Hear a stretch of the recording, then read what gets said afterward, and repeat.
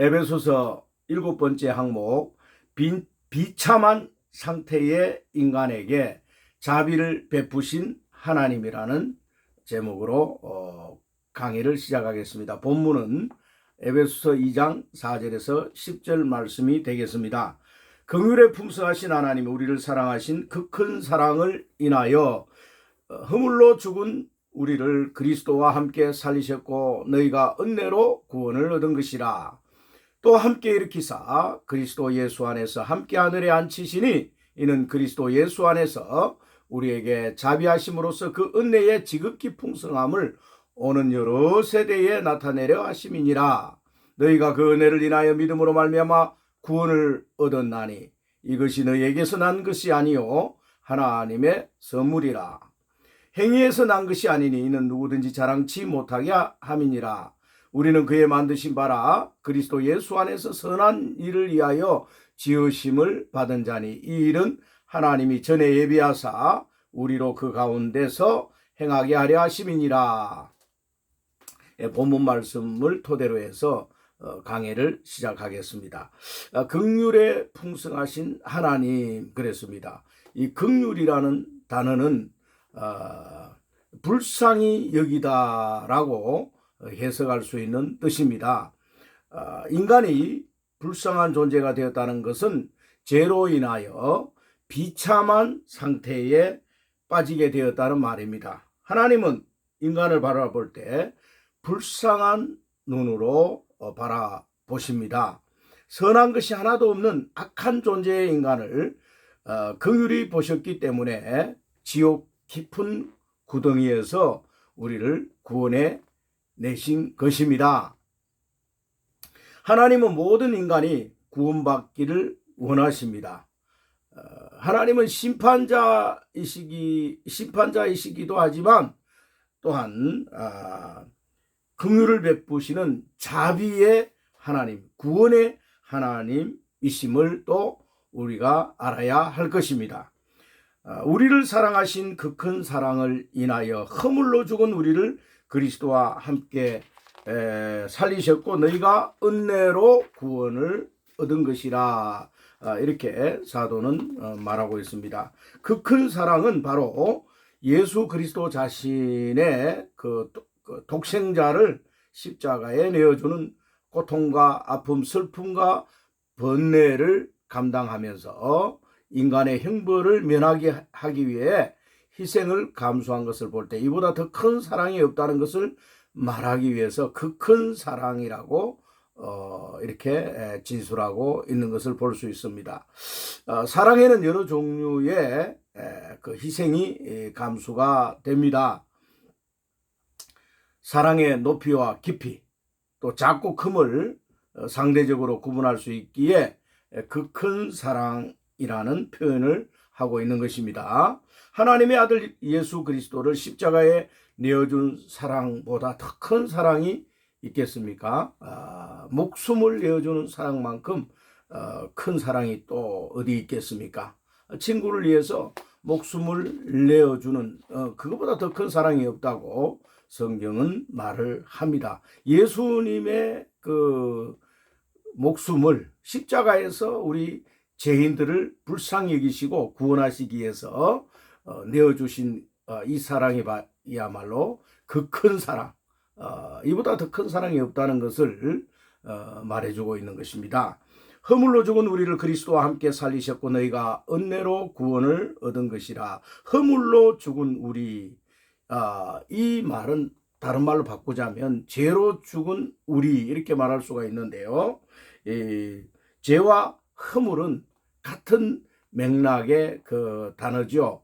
죄는 내적인 그 속성에 있는 것이 죄라고 한다면 밖으로 죄가 나타나서 행위가 나타난 그 어떤 죄의 형태를 허물이라고 말할 수가 있습니다. 허물이 없는 사람이 어디 있겠습니까? 다시 말해서 죄 없는 사람이 없다는 것이죠. 죄가 그 내적인 본질이라면 허물은 외적인 그 죄의 그 형태를 말하는 것이다. 이렇게 볼 수가 있는 것입니다. 죄의 결과가 허물이라는 것이죠. 허물이라는 단어 속에서 어느 누구도 피해 나갈 수 없는 그 죄인임을 명확하게 이렇게 지적하고 있는 것입니다. 죄의 결과는 죽음입니다. 인간의 죽게 된 원인은 바로 이 죄 때문입니다. 1차적 죽음은 육체적이고 2차적 죽음은 영혼이 지옥에 던져지는 것이죠. 1차적 죽음은 다만 소멸되고 흙으로 돌아가는 작업이지만 2차적 죽음은 영원한 통증과 고통이 따라오는 소멸과 그 본질이 없어지는 그 어떤 짐승의 혼과 같지 않고 이 존재하면서 영적으로 없어지지 않습니다. 영혼은 그냥 그 지옥불에 들어가면 어느 정도 고통을 당하고 소멸돼 버리고 짐승의 혼처럼 그 없어져 버리면 고통 자체도 없겠지만 이 영혼은 한번 이렇게 창조된 피조된 이 영혼들은요 영원토록 존재하는 것이 그 지옥 속에서 그 고통받는 그런 현장입니다. 그래서 지옥은 한마디로 가서는 안 되는 것이 한번 들어가면 나올 수가 없는 곳이죠. 무통주사도 없습니다. 그곳에는 물 한 봉을 혀에 적실 수 없는 구더기 한 마리도 죽지 않는 그 지옥. 여러분 얼마나 무시무시합니까? 사랑하는 사람을 그곳에 보낸다면 안 되는 것이죠. 우리는 절대로 지옥을 이제 알고 있는 이상 어떤 사람이라도 그 지옥에 가서는 안 된다는 그런 마음을 가지고 전도해야 될 줄로 믿습니다. 이런 지옥에 갈 수밖에 없는 그 허물 많은 인간을 주님이 긍휼에 풍성하신 하나님이 우리를 불쌍히 여겨서 이렇게 구원하신 것이다. 은혜로 말미암아 구원을 우리에게 베풀어 주신 것입니다. 그리스도와 함께 살렸다는 그런 말씀으로 이렇게 말하고 있습니다. 그리스도와 함께, 그리스도의 죽음은 우리의 죽음이고 그리스도의 부활은 또한 우리의 부활인 것입니다. 함께, 그리스도와 함께라는 단어를 통해서 우리가 다시 살리심을 받았다라고 성경은 진술을 합니다. 영원한 감옥에 gat혀서 고통을 받아야 할 우리를 살려주셨습니다. 이 얼마나 큰 은혜입니까? 구원은 바로 은혜인 것이죠. 값없이 받은 은혜인 것입니다. 이 은혜를 인식하고 우리가 안다면 평생 갚아도 모자랄 판입니다. 나는 성령을 받고 난 이후에 지옥에서 천국으로 옮겼다는 이 사실 하나만으로도 늘 감사하고 감격하고 우리는 이 구원받았다는 이 사실이 얼마나 큰 은혜입니까? 그래서 저는 늘 그 구원의 어떤 은혜를 생각하면요, 이걸 어떻게 하나님 앞에 갚아드릴까? 그것은요, 복음의 빚진 자로서 바울도 그렇게 또 복음의 빚진 자라고 표현을 했고 우리도 복음의 빚진 자들이죠. 그래서 그 빚을 갚기 위해서 주님 앞에 어떻게 해야 할 것인가 고민하다가 이 목회자가 되었습니다. 그래서 천국과 지옥이 있다는 걸 알리고 많은 사람이 이 구원을 받아야 된다라고 하는 것을 평생 전해야 되겠다. 복음의 빚을 갚아야 되겠다. 이런 마인드가 있었기 때문에 목회자로 헌신하게 된 것이죠. 여러분 구원받았다는 이 사실 얼마나 감사합니까? 구원의 감격, 구원의 기쁨, 그 은혜의 감사, 이것이 우리의 신앙으로 연결되어져서 하나님께 그 감사의 표현이 있어야 할 줄로 믿습니다. 그래서 저는 지금 목회자가 되어서 어떻게 하면 복음을 전할까? 또 어떻게 하면 내가 많은 사람에게 나가서 사람들에게 예수님을 증거할까? 이렇게 고민을 하다가 어떨 때는요, 개척교회 하면서 시간이 좀 저에게 좀 있어서 택시 회사를 찾아가서 택시를 하면 몰면 그 손님들이 하루에 한 4-50명 이상을 태울 수 있다. 이런 계산이 나오더라고요. 그럼 하루에 한 50명 잡아도 한 달 같으면 20일만 잡아도 거의 1000명을 만날 수가 있는 것입니다. 그 1000명에게 복음을 전할 수 있다. 이렇게 계산을 하고 택시를 몰았던 그런 지난날 그런 택시 기사로 이렇게 일하면서 목회자로서 설교하고 또 그들에게 예수를 증거하면서 복음을 전파했던 그런 일도 있었습니다. 현장에 나가서 그들을 만나서 예수 그리스도를 증거하고 또 그들을 전도하고 또 교회 나갈 것을 촉구하고 또 이렇게 그렇게 간증하고 이런 어떤 일도 저는 했었던 것입니다. 우리는 어떤 그 상황에 처하더라도 때를 얻든지 못 얻든지 복음 전파하는 일에 힘써야 할 줄 압니다. 이것이 우리가 복음의 빚진 자로서 행하는 그런 그 주님 앞에서 헌신일 것입니다. 하나님의 구원의 은혜가 너무나 크기 때문에 지옥을 경험한 사람은 지옥에 안 간다는 사실 하나만으로도 얼마나 은혜가 큰지 알기 때문에 늘 구원에 대한 감사와 찬양이 넘치는 것입니다. 주 예수 이렇게 우리 부르기만 해도 예수의 이름을 통해서 성령이 우리에게 이렇게 오시기 때문에 그 달콤함을 느낄 수가 있고 이 예수 그리스도와 동행하는 우리는 늘 또 다른 사람들에게 그 예수 그리스도를 전파하고 또 예수 그리스도를 증거하고 그들을 또 제자 삼고 가르치고 그래서 진리를 확산시키는 그런 일을 우리는 해야 할 것입니다. 이것이 복음의 빚진 자들로서 해야 할 사명으로 우리는 깨달아야 할 것입니다. 예수 한 분 외에 우리는 그 어떤 것도 배설물로 여길 수 있어야 합니다.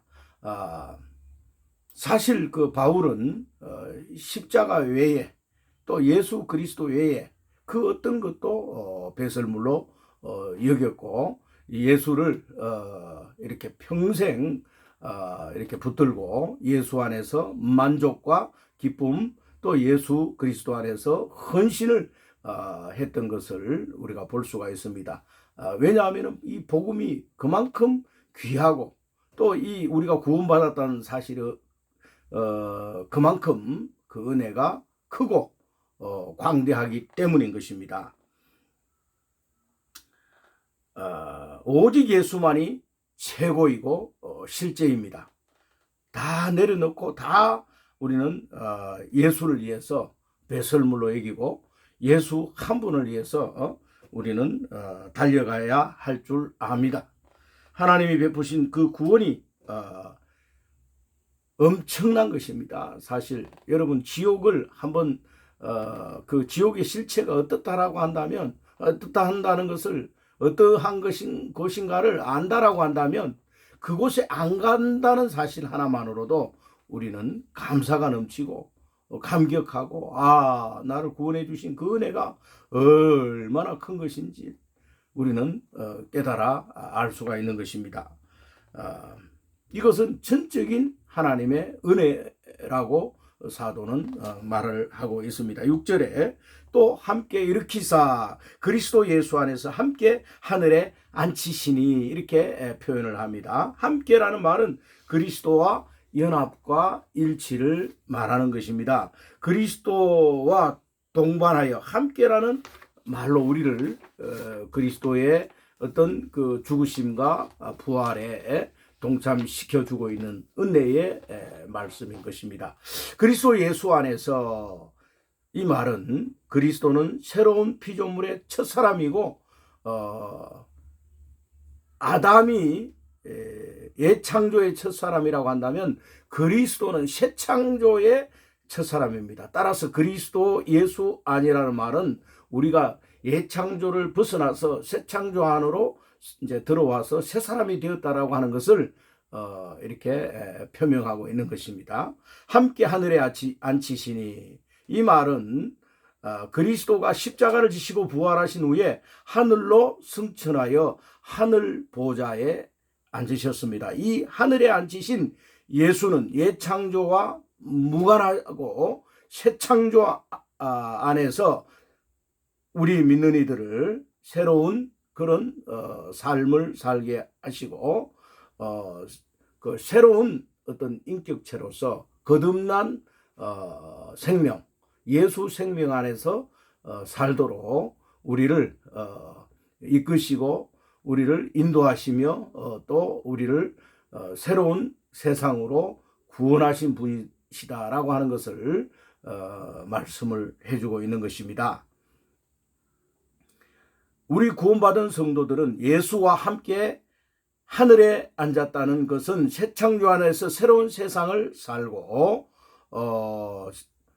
새로운 어떤 인격체가 되어서 이제는 옛 창조, 즉 어떤 아담 안에서의 모든 육체적인 삶을 끝내고 예수 안에서 예수 그리스도의 생명으로 이제 새 사람이 된 우리는 새로운 인격으로 또 새로운 생명으로 새로운 세상에서 그렇게 살아가도록 우리를 인도하시고 이끄시고 계신 분이 바로 예수 그리스도의 영 성령이 친히 우리에게 오셔서 우리와 함께 하고 우리 삶 가운데 우리를 이렇게 인도하시며 우리의 삶에 개입하시고 또 우리를 섭리하시고 우리에게 모든 삶에 있어서 새로운 어떤 주인으로서 이제 마귀의 모든 일을 다 끝내고 세상에 어떠하면서 벗어나고 육체를 극복하고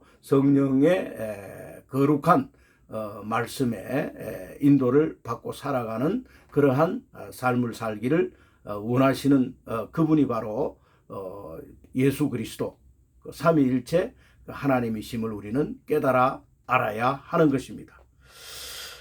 하늘에 속한 신령한 세상을 바로 말하는 것입니다. 하늘에 속한 그런 영에 속한 삶. 여러분 우리가 육체 안에서 아담 안에서 육체를 입고 육체적 삶을 살아왔습니다. 그러나 예수 그리스도를 통해서 이제는 새 생명 안에서 새로운 그런 거듭난 생명으로 살아가는 그 어떤 삶이 바로 하늘에 속한 삶입니다.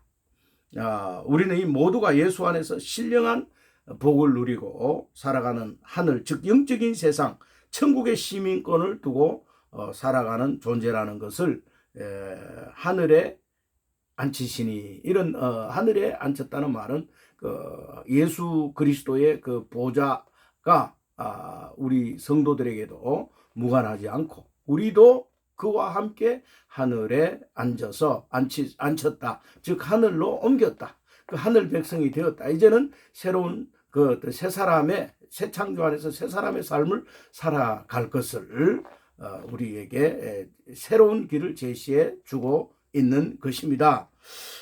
이는 그리스도 예수 안에서 우리에게 자비하심으로써 그 은혜의 지극히 풍성함을 오는 여러 세대에 나타내려 하심이니라. 이렇게 7절에서 말하고 있는데 이 자비하심으로써 이 말은요. 하나님은 자비를 베푸신 그 하나님이시다라는 것을 말씀하고 있고 이 사랑이 본질이라고 한다면 그 사랑의 행위를 통틀어서 자비라고 우리는 말할 수가 있습니다. 하나님은 사랑이시다라고 요한일서 4장 7절에서 8절 말씀에 말하고 있죠. 사랑하는 자들아 우리가 서로 사랑하자. 사랑은 하나님께 속한 것이니 사랑하는 자마다 하나님께 나서 하나님을 알고 사랑하지 아니한 자는 하나님을 알지 못하나니 하나님은 사랑이심이라 그랬습니다. 하나님은 그 사랑의 본질입니다. 그래서 이 그 사랑이 우리에게 그 자비로 이렇게 나타난 것이죠. 자비를 베푼다라고 하는 것은 사랑을 이렇게 실천하는 사랑이 외적인 그 행위로 나타날 때 이 자비라고 말할 수 있다라고 해석할 수가 있는 것입니다. 자비를 베푸심은 긍휼과 은혜로 또 표현할 수가 있는 것입니다. 하나님은 예수 그리스도를 통해서 죄사함뿐 아니라 우리를 새 창조 안에서 새로운 세상을 살도록 천국 시민권까지 부여하심으로써 그 자비가 비참한 상태에 빠진 인간들에게 감격과 감사가 넘치게 하는 은혜의 뒷받침을 하고 있는 것입니다. 자비가 없다면 은혜도 없을 것입니다. 그 은혜의 지극히 풍성함을 오는 여러 세대에 나타내려 하심이니라. 이 놀라운 자비의 결과는 은혜가 여러 세대에 풍성하게 나타나고 간증되어지고 있는 것입니다. 8절에 너희가 그 은혜를 인하여 믿음으로 말미암아 구원을 얻었나니 이것이 너희에게서 난 것이 아니요 하나님의 선물이라. 행위에서 난 것이 아니니 이는 누구든지 자랑치 못하게 함이니라. 이렇게 또 9절에서는 말하고 있습니다. 하나님의 의한 선택과 예정으로 구원이 이루어졌기 때문에 우리는 하나님에게 그 어떤 것도 내세울 것이 없습니다. 오직 하나님의 은혜인 것이죠. 인간에게서 난 것은 그 어떤 것도 선한 것이 없다는 것을 알아야 합니다. 하나님의 사랑이 전적인 자비로 말미암은 것이기 때문에 우리는 내세울 것이 없다는 말입니다. 요한일서 4장 10절에 사랑은 여기 있으니 우리가 하나님을 사랑한 것이 아니요 오직 하나님이 우리를 사랑하사 우리 죄를 위하여 화목제로 그 아들을 보내셨습니다. 예수 그리스도가 화목제로 우리에게 온 것 그 자체가 사랑이라는 것입니다. 사랑이 여기에 있다. 사랑은 바로 이런 것이다. 예수님이 하나밖에 없는 독생자 아들 예수를 십자가의 화목제물로 내어주신 그 사랑, 바로 그것이 참 사랑임을 우리에게 말해주고 있는 것입니다. 우리는 그의 만드신 바라 새 창조를 말합니다. 예창조를 언급한 것이 아니라 그리스도 안에서 새로운 피조물인 새 창조, 즉 구원으로 세상을 새 생명 안에서 새롭게 창조됐다는 것을 사도는 말하고 있습니다. 그리스도 예수 안에서 선한 일을 위하여 지으심을 받은 자니 이 일은 하나님이 전에 예비하사 우리로 그 가운데서 행하게 하려 하심이니라 라고 말했습니다. 새 창조 안에서 선한 일, 즉 영적인 하나님의 신령한 일을 위해서 새롭게 피조되었다는 것을 말하고 있는 것이죠. 이것은 예비, 즉 계획하시고 선택해서 하나님의 백성이 되게 하여 그리스도 안에서 교회 생활을 하게 하였으며 천국 백성으로 새 창조 안에서 새로운 인격과 새로운 삶의 방식으로 살아가게 하려고 하나님이 계획하고 예정했다는 것을 사도 바울을 통해서 우리에게 알려주고 있는 것입니다. 구원받은 믿는 이들은 새 창조 안에서 새로운 삶을 살아야 합니다. 옛창조를 벗어버리고 옛사람을 이제 완전히 벗어던지고 새 창조 안에서 새로운 그 신령한 그 삶을 살아야 한다는 것입니다. 여러분 아직 옛창조 안에 살고 계십니까?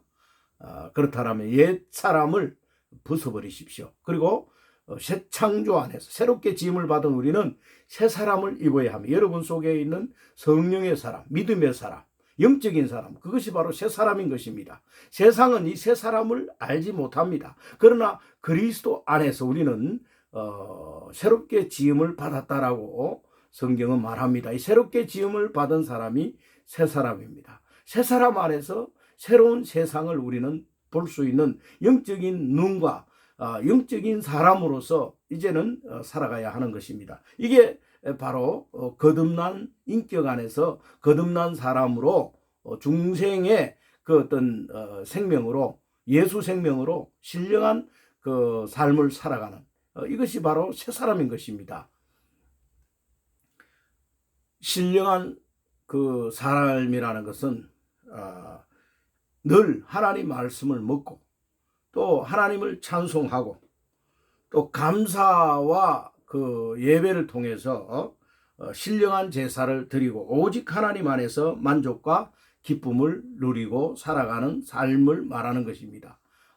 옛사람은 옛 창조 안의 것을 가지고 물질적인 영역 안에서 웃고 울고 또 그것으로 인해 근심하고 걱정하고 이렇게 살아간다라고 한다면 새 사람은 새 창조 안에서 신령한 그런 눈을 가지고 신령한 그 영적인 그러한 생명으로 감사를 누리고 하나님을 섬기는 그러한 삶을 말하고 있는 것입니다.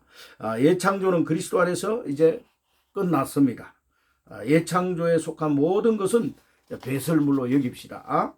새 창조 안에서 새롭게 지음을 받아서 그 인격과 그 생명으로 성숙해지고 성장해 나가는 성도들이 되어야 할 것입니다. 오늘 하루도 옛 창조 안에서 살지 마시고 새 창조 안에서 새 사람의 인격으로 하나님의 말씀을 추구하고 또 감사와 찬송과 예배를 통해서 하나님께 영광을 돌리고 신령한 그러한 영에 속한 삶을 살아가시는 성도들이 되시기를 주 예수 그리스도의 이름으로 축원드립니다. 감사합니다.